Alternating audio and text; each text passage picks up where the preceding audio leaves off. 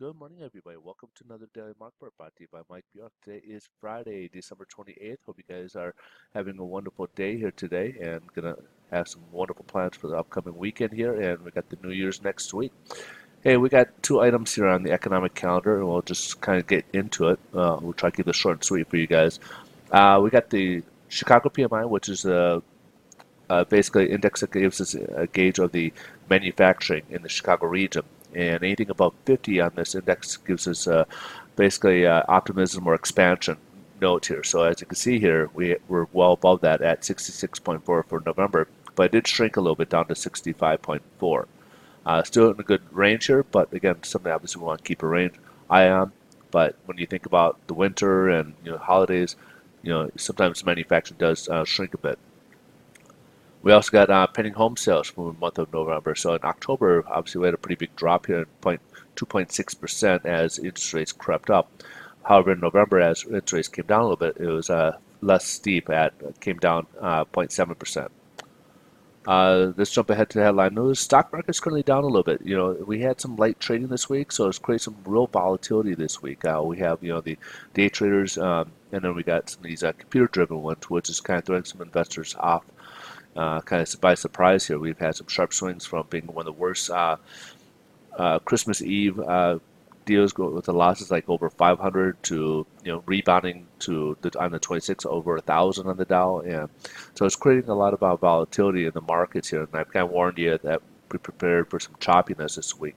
And the mortgage-backed securities kind of is taking its key from the stocks as a result of it, because that's where they compete for these investment dollars. So it either goes one way or the other direction. And so stock market usually does bad. It kind of helps us out. If it does well, it kind of hurts us. So let's kind of jump ahead here. Not much really to go on. There's some data that's not being released, primarily due to the government shutdown. They are looking towards January when we'll start seeing the corporate or fourth quarter results. We're going to look at the U.S. economy, like GDP and everything else, for the fourth quarter, see how that went, as well as corporations, see how the fourth quarter went for a lot of the corporations. We'll be seeing that here in probably the next few weeks here. So stay tuned for that.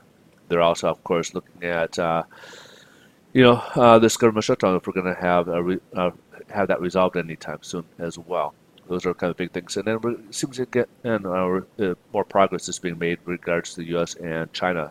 It looks like we're going to be sending a delegation over to China on the 7th of January, so that could bring some more good news on the trade front. So that was one thing that's been on the investors' minds for a while now. So let's kind of move ahead here and see how bond markets are reacting. So far we're up about 9 basis points from when we left off yesterday. Not quite enough to give us better pricing, but we'll have to kind of wait and see. But it keeps us in this middle range. Middle range here is still above the 200-day moving average. So our next Fibonacci level at 101.856. So we're still kind of this middle range here. However, on the Treasuries here, we're down to about 2.74. We're testing this floor here, and actually, I'm sorry, I think there's an old one here. We're actually right below here. We're at 2.74. Yesterday, I think we dropped below that, and we're at 2.74. And the Treasuries we got this floor or the ceiling of resistance at just above the 2.76 range. So we'll have to see if this gets pressured a bit more, or if it stays in this range and could break above that level here. But with this new ceiling of resistance, it could help us push bonds further down, which would help out interest rates more as well. So right now, kind of break it all down. Interest rates are about the same as where we left off yesterday. Don't really see much of a change, as we typically would need like 12 basis points or more. And yesterday there wasn't a whole lot of movement in the markets to really garner either way. So, but I will be posting throughout the day today on Twitter. So if you want to get any further market updates, you can just follow me at Mike Bjork on Twitter and get the latest market updates.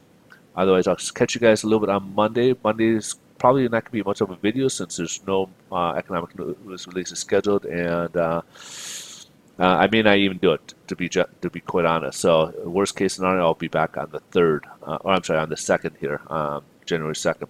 So if I don't see you guys on then, you guys have a wonderful, happy New Year, and I hope you guys have all your wishes come true. And we'll see you guys on the 2nd. On that was a Wednesday. All right. Have a great day. Thanks for watching. Bye bye.